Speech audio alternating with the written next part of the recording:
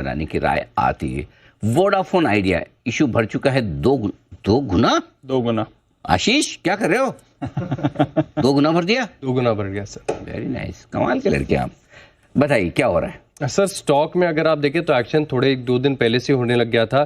दरअसल कुछ ट्रेडर्स ऐसे हैं जो अपनी पोजीशंस को हेज कर रहे हैं। अब सीधी भाषा में बताऊं तो एफयू में अप्लाई कर रहे हैं, लेकिन फ्यूचर्स में बेच दो, शॉर्ट कर रहे हैं। और ये डेटा में साफ दिख रहा है, क्योंकि आप देख भी सकते हैं अभी भी आप देखें तो करीब 55 पैसे के आसपास का जो है बेसिस यानी डिस्काउंट चल रहा है फ्यूचर्स में, और स्पॉट के बीच का जो अंतर है 55 पैसे के करीब का है। और ये काफी दिनों का ट्रेंड अगर आप देखें तो हाईएस्ट है, हालांकि 30-35 पैसे के आसपास का जो है शुक्रवार को भी था, 30 पैसे प्रिसाइजली क्लोजिंग के समय। 18 अप्रैल को 10 पैसे था, 16 अप्रैल को 20 पैसे, और उससे पहले तो अगर आप देखें तो ना के बराबर 5 पैसे के आसपास का बेसिस यानी डिफरेंस यहाँ पर देखने को मिला था। फिलहाल स्टॉक अगर आप देखेंगे तो बैन में, तो अगर आप सोच रहे कि अभी आप ये एडवेंचर कर लें तो थोड़ा सा मुश्किल है। मार्केट वाइड पोजीशन लिमिट 103% है, तो बैन में है ये फिलहाल स्टॉक। लेकिन आर्बिट्राज का जो अवसर है, जो हेजिंग का अवसर है, वो यहाँ पर देखने को मिल रहा है, क्योंकि एचएनआई कैटेगरी में अगर आप देखें तो जो लॉट साइज है वो मिनिमम 15 का है, मैक्सिमम 70 का है। 1298 शेयरों का एक लॉट है, यानी 1298 शेयर और 70 लॉट के हिसाब से अगर आप देखें तो 90,860 शेयर आते हैं। और जो वायदा बाजार में इसका कॉन्ट्रैक्ट साइज है वो तकरीबन 80,000 का है, यानी काफी हद तक आपकी पोजीशन जो है वो हेज हो जाती है। और इसी के चलते अगर आप देखें तो करीब 11 रुपए पर अप्लाई कर रहे हैं ट्रेडर्स। और इसी के सामने अगर आप देखें तो जो फ्यूचर्स में पोजीशन है वो शॉर्ट साइड पर शुक्रवार को ली, और आज भी अगर आप देखें तो यहाँ पर इन्होंने शॉर्ट की पोजीशंस लिए। लेकिन सब्सक्रिप्शन अगर आप देखें तो काफी बड़ा है, पिछले 1-1.5 घंटे में टोटल 2.5 गुना, और रिटेल कैटेगरी में 54% के आसपास का जो है सब्सक्रिप्शन यहाँ पर देखने को मिला है। तो इसी के चलते ट्रेडर्स की तरफ से स्ट्रैटेजी है कि एफपीओ में तो अप्लाई कर रहे हैं लेकिन फ्यूचर्स में शॉर्ट पोजीशन ले रहे हैं। एफपीओ में अप्लाई कर रहे हैं, फ्यूचर्स में शॉर्ट पोजीशन, ये राय आपके लिए वोडाफोन आइडिया पर आती हुई इस वक्त। जरा एक बार हमारे साथ अमरदेव सिंह भी हैं, एक बार जरा उनकी राय भी ली जाए वोडाफोन आइडिया पर।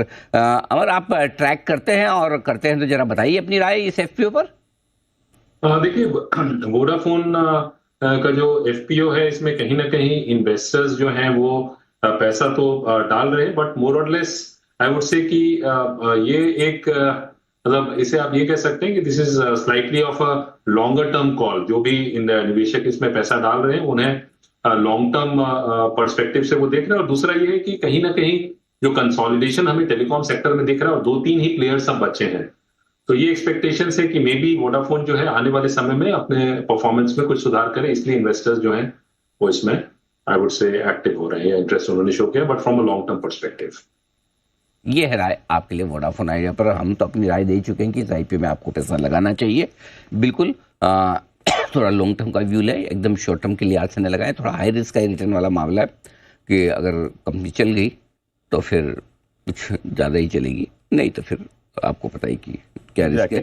पूरा शो हमने आपके लिए बनाया, 1:30 बजे आपने देखा भी होगा ये पूरा show. High risk taking investors जरूर इस आईपीओ में एक चांस लेकर पैसा लगा सकते हैं।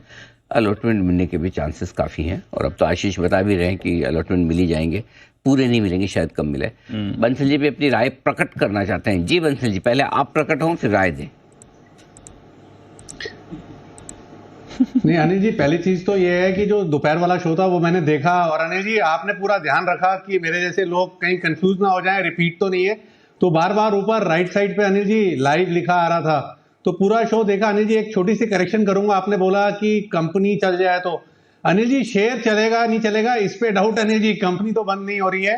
और दूसरा अनिल जी, मैंने एक नंबर अपना जो था ना, मतलब कि वोडाफोन से दूसरे सर्विस प्रोवाइडर पे पोर्ट कराया था, अब वो अनिल जी नंबर वापस वोडाफोन में पोर्ट कराया अनिल जी मैंने। और रीजन ये नहीं है कि वोडाफोन चल रहा है मतलब कंपनी चलेगी अनिल जी, उसकी इंटरनेशनल रोमिंग पर दिक्कत होती है। तो वोडाफोन का मेरा प्रायर इंटरनेशनल रोमिंग का एक्सपीरियंस अच्छा रहा है, तो मैंने तो एक नंबर भी पोर्ट कराया। कंपनी तो चलेगी अनिल जी, कंपनी में दिक्कत नहीं है। अब शेयर कब डबल ट्रिपल होता है ये देखने की बात है। से एक चीज़ बताऊं आपको, जो लोग आशु सर जैसे लोग जिन्हें मुफ्त की छुट्टियां काफ़ी अपने